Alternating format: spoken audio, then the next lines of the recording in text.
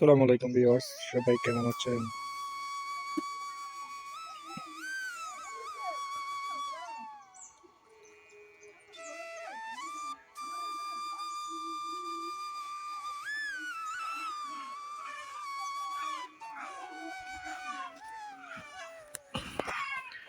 সকাল সকাল চলে আসলাম আপনাদের সাথে কিছু বলতে।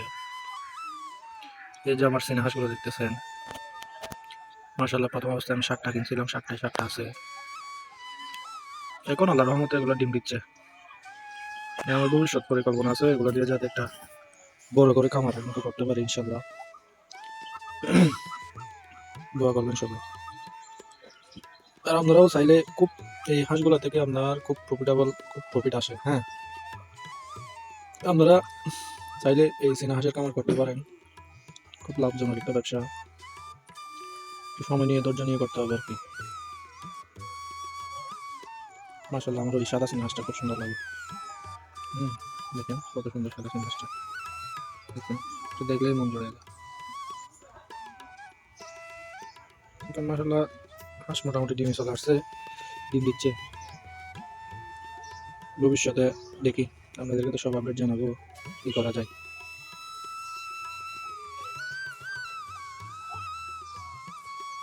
দেখেন হাঁসটা কি করতেছে পানির মধ্যে। তো মূলত এগুলো এই হাঁসগুলোর সুবিধা হচ্ছে হাঁসগুলা থেকে খুব মানে আপনার রোগ হয় না বলতে চলে। ঠান্ডা শীতের মধ্যে একটু ইয়ে করে রাখতে হয় আর কি।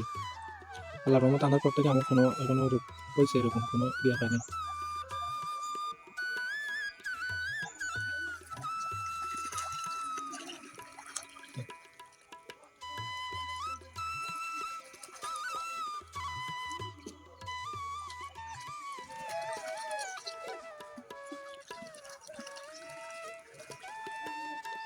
আমার হাঁসটা বর্তমানে 4 কেজি প্লাস আছে।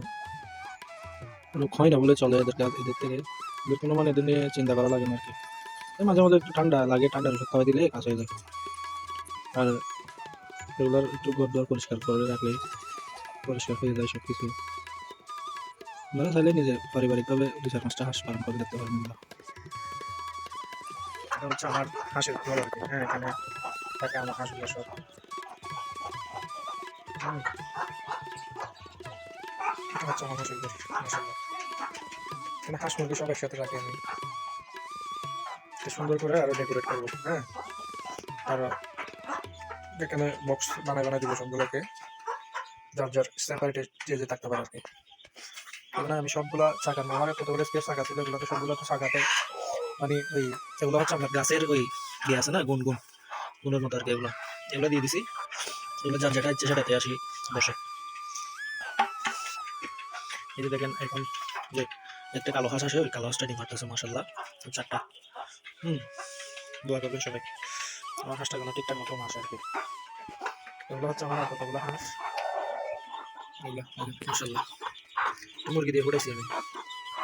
দেখেন কি যে সুন্দর লাগে আমার। গুলুমুলু ফুটবল, সবগুলা গুলুমুলু ফুটবল খাই, সারাদিন খাইতে থাকি।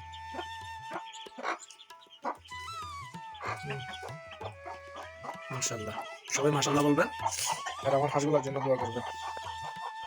হুম, যে দেখেন এটাতেও হাঁস ঢুকতেছে মোটামুটি।